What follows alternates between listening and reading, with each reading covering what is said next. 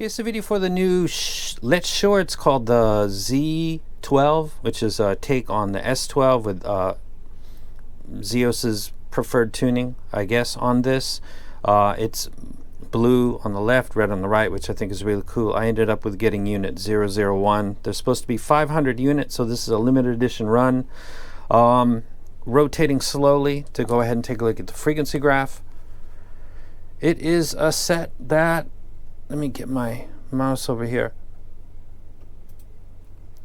has a bass that's very much online with my target. This is very much an S12 with a very slight adjustment. The S12 measurement that I'm going to put over this was done at the same time the Z12. I redid it so that it would be in a single sitting as far as measurement goes. Foam tips, fully inserted, same thing. If you put them together, they are a little different than just the sub bass. The upper mid gain is larger.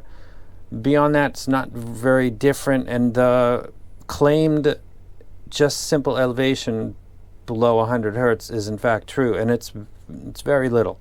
It is a couple of dB actually. So that's the graph right there. Let me go ahead and roll back over here. I'm going to talk about this because this is Planar Wars and how this stacks up. This is really an S12 with colors on it, to be straight up.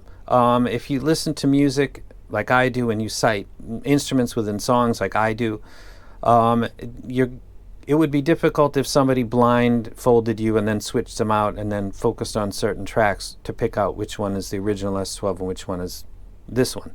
I think this is more an exercise in reaching out and connecting with influencers and expanding your brand, which is business. It's kind of the way it goes. But I'm going to go ahead and stop this. I'm going to sit down and give an example of where you might or might not catch the tuning, and how I think it relates to my spider graph. So the spider graph's coming up next, and we'll jump to that now. Okay, let's talk about music with the Z12. It's got the 2 dB in the sub bass. Everything else we can pretty much, it's really very similar to the S12. It essentially is that. I listen to a lot of hip hop, as everybody knows. You watch my channel. Your ability to perceive that 2 dB is very, very, I couldn't tell when going between the S12 and the Z12 using a track that has a hit. This is Hatsune Miku going into the drop for Kill Jill Big Boy on a spectrogram. The drop happens right here. You can see it's massive. Focus on it, about 38 hertz. And this repeats again and again, as you can see right in front of you. This is where checking that adjustment, which is right here, it lives right there. The hit that we're talking about is right about here, so it should be eating up some of that boost. 2 dB in the sub bass is a very subtle adjustment. I was not able to, in shuttling between the S12 and the Z12, to repeatedly think, okay, that's the set right there that has more sub bass. It's just so subtle, it's very hard to pick out on a track with an event that is in the exact spot. So it is essentially an S12 with plus 2 dB. Your ability to pick that up is, I think my hearing's quite good. I can't pick it up. I believe it's the same price. I saw it for like $1,000 in Hi-Fi Go. I think that's just a bookmark price because there's no way that could possibly be the case. So I'm sure this is about the same price. If you haven't bought the S12 yet, let me go ahead and get to something. This is a screenshot from the last Planar Wars 4, where I was highlighting the Dioko. And the Dioko is a completely original idea. It's got a different driver, it's got a different style tuning than the 7 hertz, whereas the S12 is an adjustment, which I've done with the Kind of Lava, which is more mid-bass because that's impacting bass guitars, drums, male vocals. That's obvious. Everybody knows that. When you boost up the sub bass a lot, like the Monarch Mark 1 or Mark 2 or the Variations or others, there's a lot of people that like it. And then there's a lot of people think, I don't really think it's that bassy because they're library.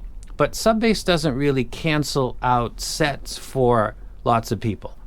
Just sub bass, because of what's there and what's not there. When you get into the mid bass and you start tweaking that, then you can start to turn people on or off, because you can really pick it up very clearly how that impacts vocals, male vocals in particular. Bass guitars and drum kits, they're obvious. Listening to a Variations or something like Elysian X or anything with a bass glide like that, you can hear the difference in the way that it's played. It's more forward, it's more present than something like the Monarch or the Variations, and it comes down to taste whether or not you like it, but you can pick it up quite easily. The sub-bass manipulations, where they're just pushing up the sub-bass, are harder to pick up, and when you only do 2 dB, it's really on the edge of, can you get it at all? And I can't. So having said that, on the chart that I did previously, I'm going to keep it as it is, and if you want to, in the bass section, just superimpose the Z set over the S12, because by graph it does actually have 2 dB more sub-bass. So it could be either or set. From that point forward, I think the Dioko is the mids. I think the treble is the Hook X. I think the resolution could be the 7 Hertz or the Dioko. They're both the 7 Hertz sets. I think the stage is the Hook or the Dioko. I think tonality is the Hook X. I'm a huge fan of that. And then the value, the Dioko is $99. This is not that much more expensive.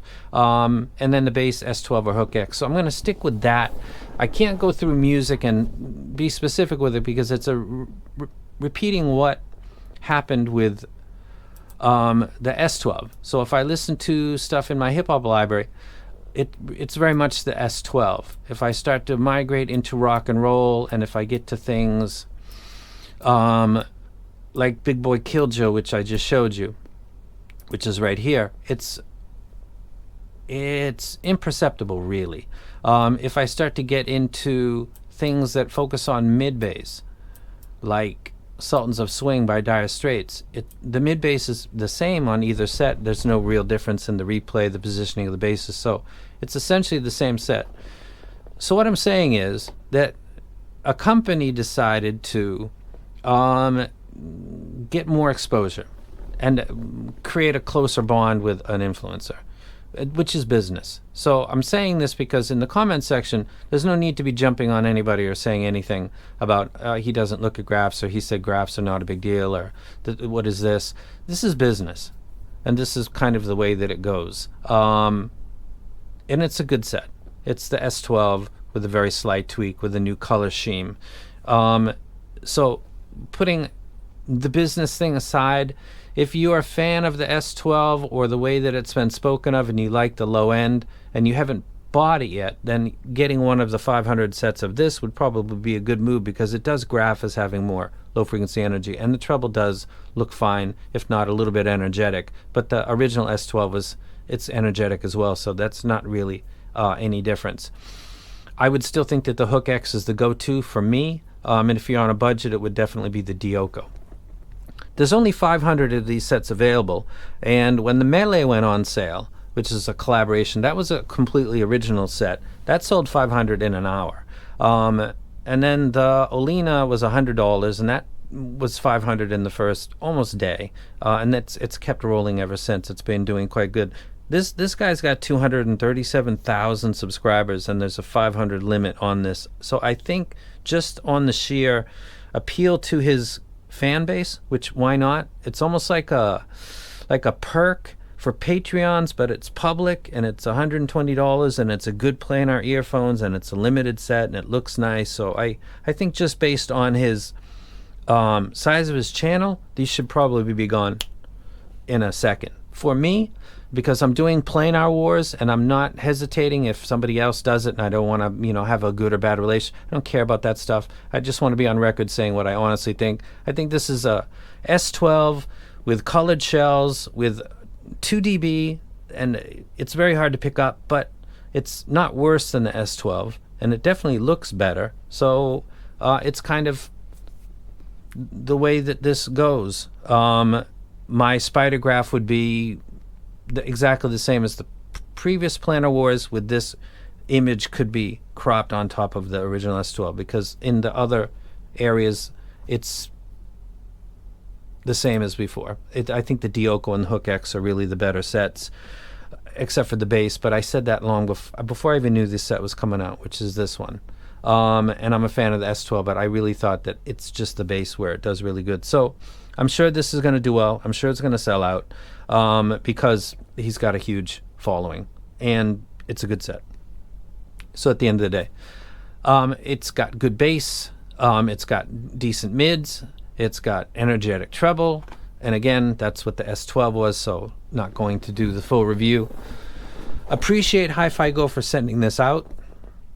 Thank you for the trust. It's not like me and Z are best buddies, high-fiving each other, doing, you know, live streams together, or anything like that, but they still sent it out to me first.